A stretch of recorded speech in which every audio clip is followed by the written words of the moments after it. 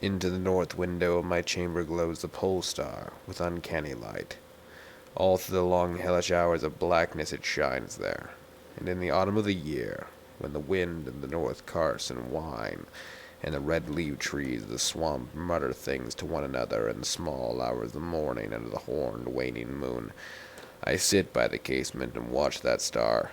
Down from the heights reel the glittering Cassiopeia, as the hours wear on while Charles Wayne lumbers up from behind the vapor-soaked swamp trees that sway in the night wind.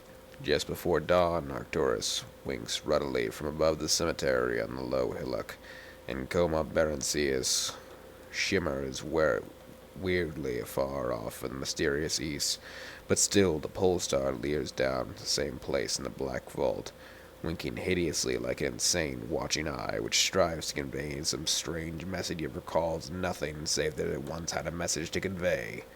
Sometimes, when it is cloudy, I can sleep. Well do I remember the night of the great aurora, when over the swamp played by the shocking coruscations of the daemon light. After the beams came clouds, and then I slept.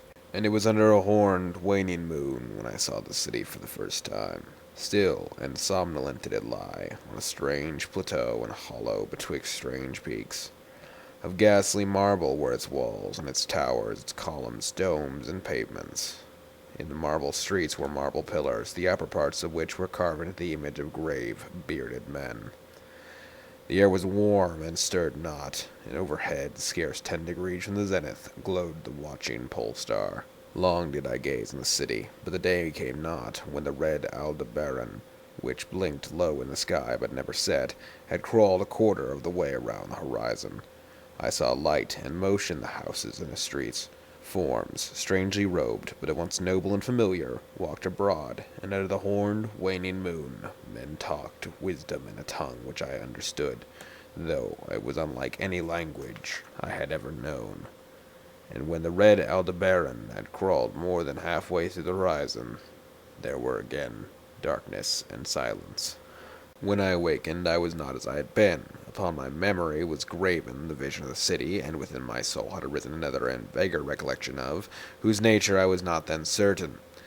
Thereafter, on the cloudy nights when I could sleep, I saw that city often, sometimes under that horned, waning moon, and sometimes under the hot, yellow rays of a sun which did not set, but which wheeled low around the horizon, and on the clear nights the pole star leered as never before. Gradually I came to wonder what might be my place in that city on the strange plateau betwixt strange peaks. At first content to view the scenes as an all-observant, uncorporeal presence, I now desired to define my relation to it, and to speak my mind amongst the grave men who conversed each day in the public squares. I said to myself, this is no dream, for by what means can I prove the greater reality of the other life in the house of stone and brick south of the sinister swamp and the cemetery on the low hillock, where the pole star peers into my north window each night? One night, as I listened to the discourse in the large square containing many statues, I felt a change, and perceived that I had at last a bodily form. Nor was I a stranger in the streets of Olatho, which lies on the plateau of Sarkis, betwixt the peaks Noton and Kadifanik. It was my friend, Alos, who spoke, and his speech was one that pleased my soul, for it was the speech of a true man and patriot.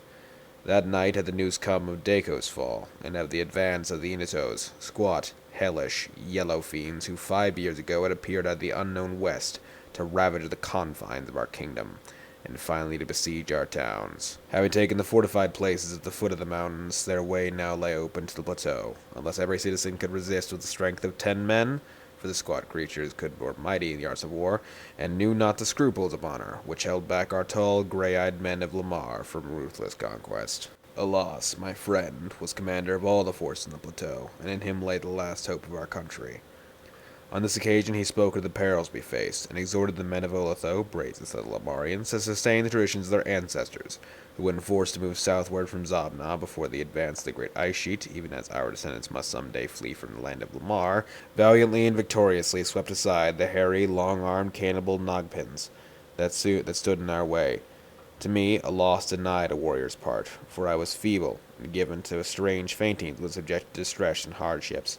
My eyes were the keenest in the city, despite the long hours I gave each day to the study of the Panatic manuscripts, and the wisdom of the Zamnarian fathers. So my friend desired not to doom me to inaction, rewarded me with a duty which was second to nothing in importance. To the watchtower of Thapnon he sent me, there to serve as the eyes of our army. Should the Inatos attempt to gain the citadel by the narrow pass behind the peak Natan, and thereby surprise the garrison, I was to give the signal of fire which would warn the waiting soldiers and save the town from immediate disaster. Alone I mounted the tower, for every man of stout body was needed in the passes below. My brain was sore dazed with excitement and fatigue, for I had not slept in many days, yet was my purpose firm, for I loved my native land of Lamar, and the marble city of Olatho that lies betwixt the peaks of Notan and Kadifinik.